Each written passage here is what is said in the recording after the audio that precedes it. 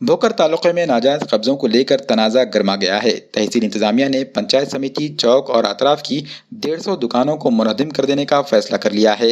In दुकानों के मालिकों को अपनी दुकानें खाली कर देने की हिदायतें जारी कर दी गई हैं।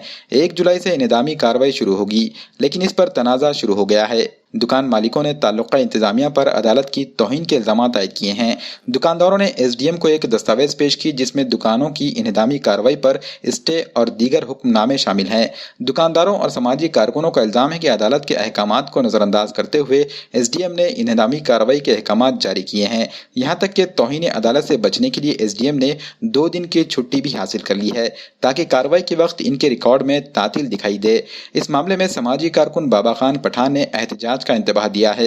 इन्होंने मीडिया को तफसील बताते हुए कहा कि 150 दुकानों में 45 दुकानदारों के पास अदालत का स्टे है, जबकि 21 के पास अदालत का जजमेंट है जिसमें फैसला दुकानदारों के हक में दिया गया था। लेकिन अदालत के इन अहकामात के बावजूद एसडीएम ने इंहदामी कार्रवाई का हुक्म दिया है। इस मामले में एहतजाजियों ने नांदेड़ के निगरान वजीर अशोक चौहान से भी गुहार लगाई, लेकिन दुकानदारों की कोई सुनवाई नहीं हो सकी। ऐसे में अब दुकानदारों ने एसडीएम दफ्तर के बाहर भूख हड़ताल पर बैठने का ऐलान किया है। मी आज 40 वर्षापासून इथं आहो, 42 वर्ष झालं हां, तोपर्यंत इथं राहून मी अजून आता इथे धंदा करणार आहो। मला हे जागा सोडल्यावर मला काही पर्याय नाही। भोकर येथील अतिक्रमणधारक म्हणून एसडीएम साहेबांना पेपरला बातमी दिली। येणाऱ्या 1 तारखेला नूतन शाळा भोकर येथील जे दुकाने आहेत अतिक्रमणधारक आहेत यांना उठवण्यात यावं 1 तारखेला म्हणून पंचायत समितीची गाडी फिरवून व्यापाऱ्यामध्ये भयभीत केलं आणि दुकाने जर उठले तर लोकांचा संसार उदास होतील, उपासमारीची वेळ येईल आणि भारत देशामध्ये कोविड-19 कोरोना चालू आहे आणि महामारी बिमारी आहे म्हणून लोक परेशान होतं आणि ह्या दुकानदाराकडं भोकर येथील जिल्हा परिषद नूतन शाळेच्या दुकानदाराकडं एकूण 27 दुकानदाराकडं मनाई हुकूम आहे आणि 13 दुकानदाराचे नगर परिषदेच्या विरोधात इष्टे आहे आणि 2 दुकानदाराकडं नूतन शाळेच्या सन्मान्य न्यायालयानं डिग्री दिलं, मनाई हुकूम दिलं आणि जजमेंटची कापी दिली।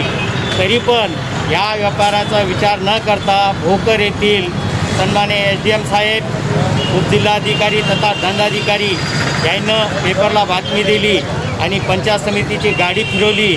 म्हणून आम्ही आज रोजी 30 तारखेला एसडीएम साहेबाकडं सन्मान्य न्यायालयाचे डिग्री, इष्टे, मनाई हुकूम असे सर्व पुरावे दाखल केलं आणि त्या पुराव्यामध्ये एकूण 235 पेज आहेत आणि आज एसडीएम साहेब 2 दिवसाची रजा घेतली। त्यांना माहीत आहे 1 तारखेला भोकरचं अतिक्रमण काढायचं आहे, त्यांनी 2 दिवसाचं रजा घेऊन का गेलेत याचा अर्थ असं झाला व्यापारी येतील, सन्मान्य न्यायालयाचे पुरावे येतील, आणतील, आपण राहू नये।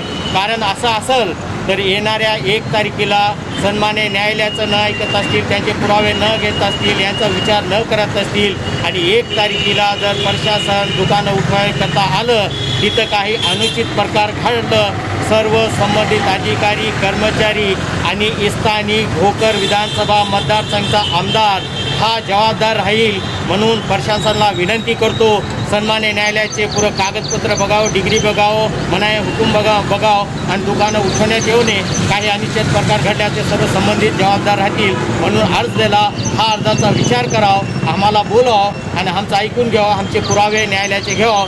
अन्यथा सर्व व्यापारी संबंधित कर्मचारीच्या विरोधात सन्मान्य कोर्टामध्ये जाऊन यांच्यावर कोर्ट ऑफ कंटेम्प्टची कारवाई करण्यात येईल म्हणून विनंती करतो, आमचा विचार करण्यात येईल।